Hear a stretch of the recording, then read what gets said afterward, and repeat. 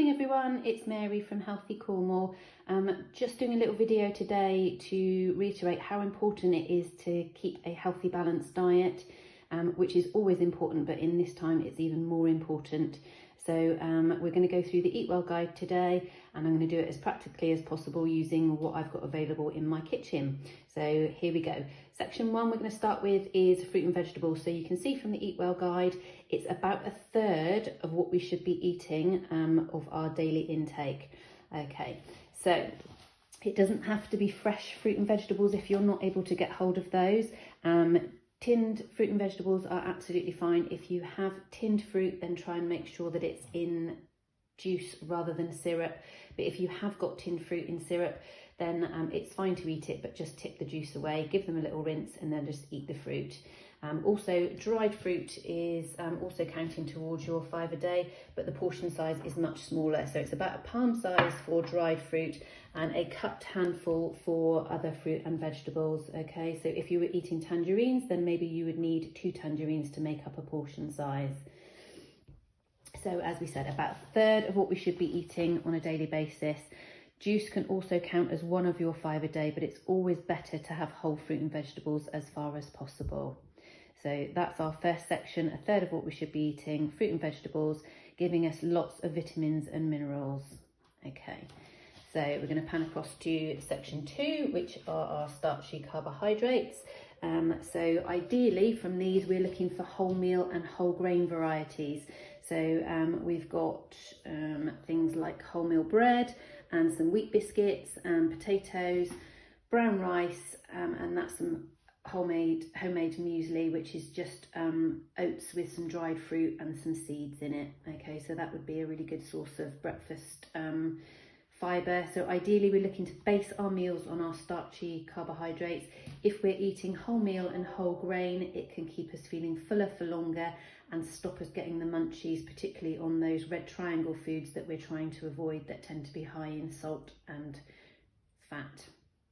Okay, so again, that is a third of what we should be eating per day. And for serving wise, we're looking for 7 servings for ladies and 8 servings for men. So a slice of bread would be 1 serving, a wheat biscuit would be 1 serving, 2 egg-sized potatoes would count as 1 serving. So if you were having a big baked potato, that might count as more than 1 serving. And 3 tablespoons of cooked rice or pasta would be approximately a serving as well. So ideally spreading your carbohydrates out throughout the day just to keep your energy levels up and stopping those drop in your blood sugar levels. So a third of what we should be eating, 7 servings for ladies and 8 for men. Okay, back to our Eatwell guide again. We'll go to the pink section next, which are our protein sections. So it's beans, pulses, meat, fish and eggs. So the recommendation is for 2 portions of fish per week, 1 portion which should be oily. I've got some salmon here which is already marinating in some herbs because that's what I'm having for my dinner tonight. 2 eggs would be 1 portion. Things like tinned chickpeas would be absolutely fine. Lentils, we've got some poached chicken there as well, and I've got some seeds. All of those would count towards portions of protein. So we don't need quite as much of those, 2 to 3 portions per day, trying to make sure that we keep healthy sources of protein and avoiding too much processed meats such as bacon, sausages and ham. Okay, so these would be your better options to go for the lower saturated fat. They tend to be easier to store as well if you're going for stuff like lentils and beans and chickpeas as well. Most of us have got a tin of baked beans. They would also count as a source of protein, or you can count them as 1 of your 5 a day. Okay, so there are protein foods.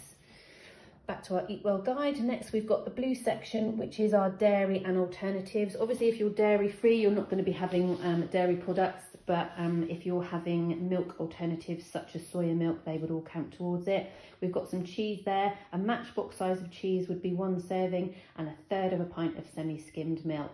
We're looking for 3 portions of your dairy per day, and I would say a third alternative would be a small pot of yogurt, which I don't have, but anything along those lines, but make sure that they're kept low fat, low sugar, or ideally just get a natural bio yogurt and add your own flavourings, which might be something like tinned fruit or frozen fruit, okay, just to up your 5 a day.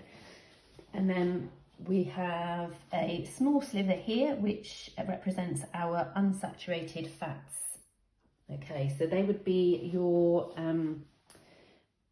vegetable fats, so something like a vegetable spread or a vegetable oil, but make sure that you're not having coconut oil or palm oil because they're very high in saturated fats. If you're eating butter, then they don't count towards these unsaturated oils or spreads. They would go in your red triangle, okay? So a teaspoon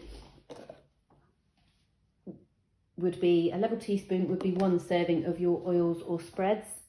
So we only need 2 per day, and that would also include things like using oil to cook with. So just bear in mind, if you're having something like toast or sandwiches, you can easily use up your fat intake just by putting spread on that in the morning. So you don't have a lot left for the rest of the day, and we don't need a lot of fat. So any fat we're having, choose the unsaturated varieties, but also minimise those because we don't need a huge amount of them.